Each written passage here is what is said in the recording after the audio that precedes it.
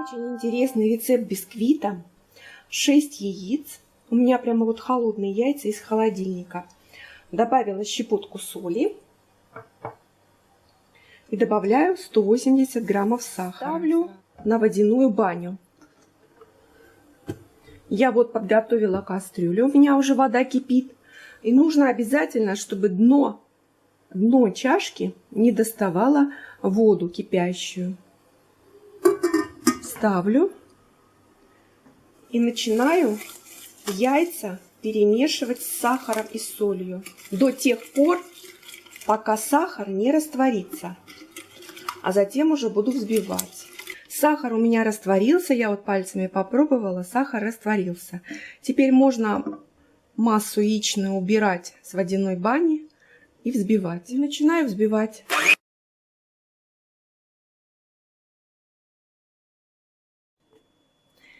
Яйца взбиты. Посмотрите, какая густая получилась пена.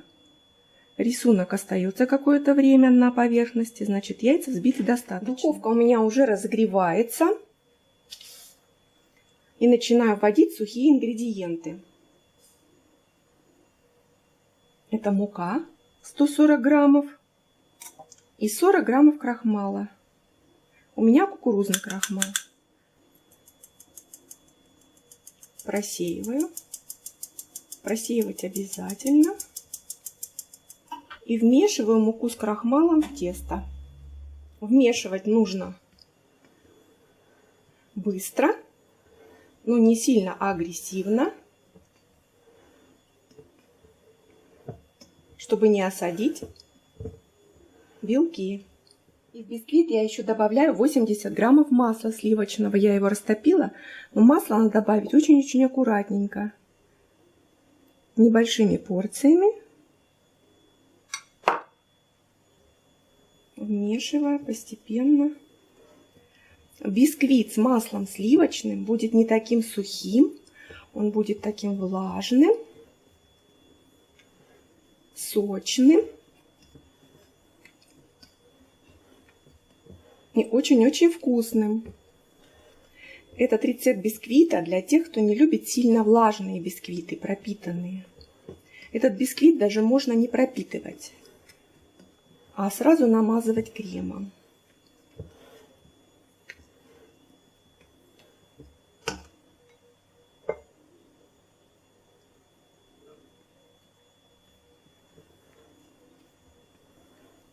Ни разрыхлитель, ни соду в бисквит не добавляем. Если достаточно взбили яйца,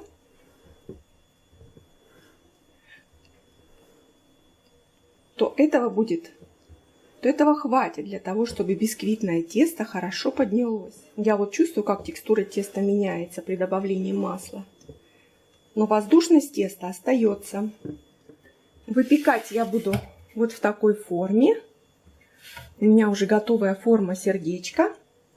Силиконовую форму очень люблю. Мне кажется, самая удобная форма для выпекания бисквита. Отправляю в нее бисквит, вернее тесто. Так, немного получается. Так, наверное, оставлю часть. Бисквит отправляю в разогретую до 180 градусов духовку минут на 40-45. У меня вот даже тесто осталось, я еще формочки налила. Бисквит у меня готов. Выпекался он ровно 40 минут. И уже даже немножко остыл. Остыл даже.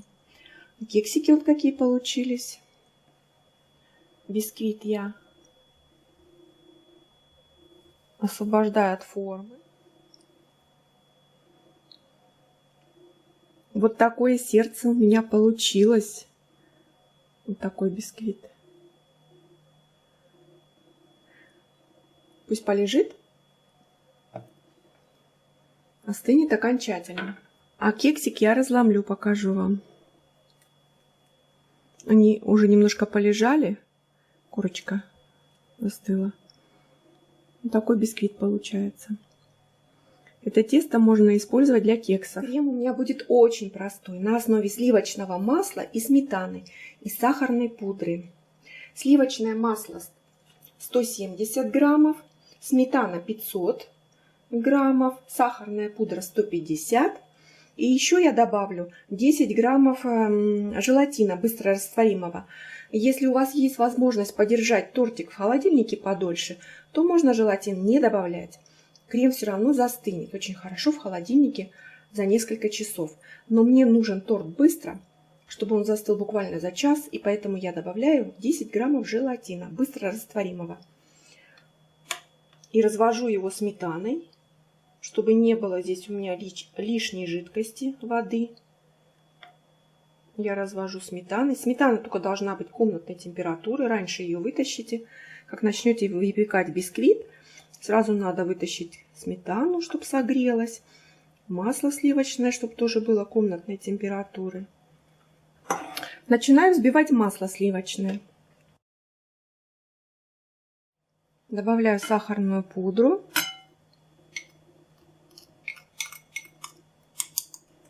Слегка перемешиваю и продолжаю взбивать. И пришло время добавить сметану. Но желатин я сначала добавлю в общую массу к сметане. Он у меня уже начал работать. Ингредиенты, конечно, должны быть все комнатной температуры, все одинаковой температуры. Тогда крем получается лучше, более такой стабильный. Отправляю сметану в крем. И продолжаю взбивать.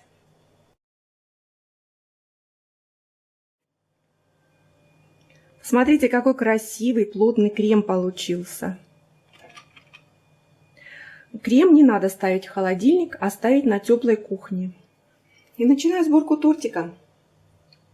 Я срезала вот эту верхнюю сахарную корочку с бисквита. И теперь мне нужно его разделить на две равные части.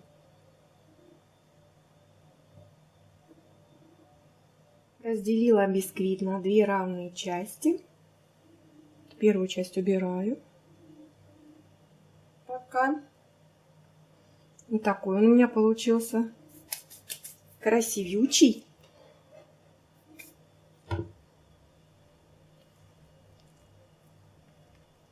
И отправляю сюда половину крема.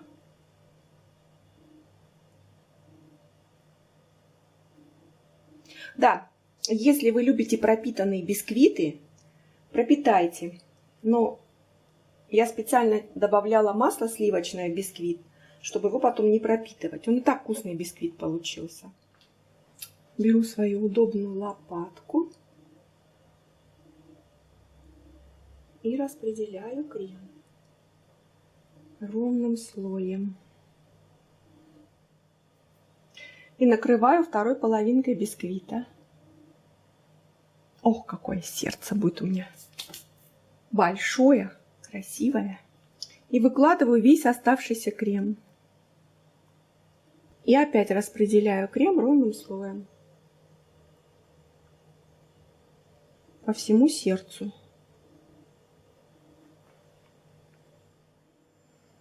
Вот такой у меня получился красавчик. И украшение у меня, как всегда, очень простое. Это кокосовая стружка у меня будет по бокам. И вот такие вот готовые украшения снежинки. Посыпка снежинки. Такие посыпки всегда есть в магазине. Кокосовая стружка тоже всегда есть, она без сахара. Украшается ей все на ура. Я очень люблю кокосовую стружку использовать в украшениях. И начинаю украшать бока торта. Ну, посмотрите, какая красота получилась. Ну, разве это не чудо? Настоящее холодное сердце. Вот по краям я сделала тоже. Только по краешку прошлась кокосовой стружкой. Получился эффект морозного инея. По краям такой морозный иней. А посерединке сделаю снежинки.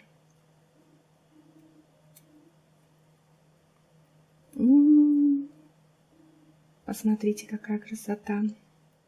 мои домашние будут в восторге от моего холодного сердца. И пришло время разрезать этот красавчик.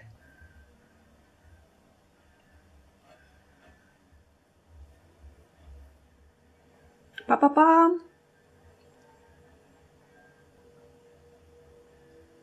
Вот такое холодное сердце получилось в разрезе. Посмотрите, как красиво. И можно попробовать.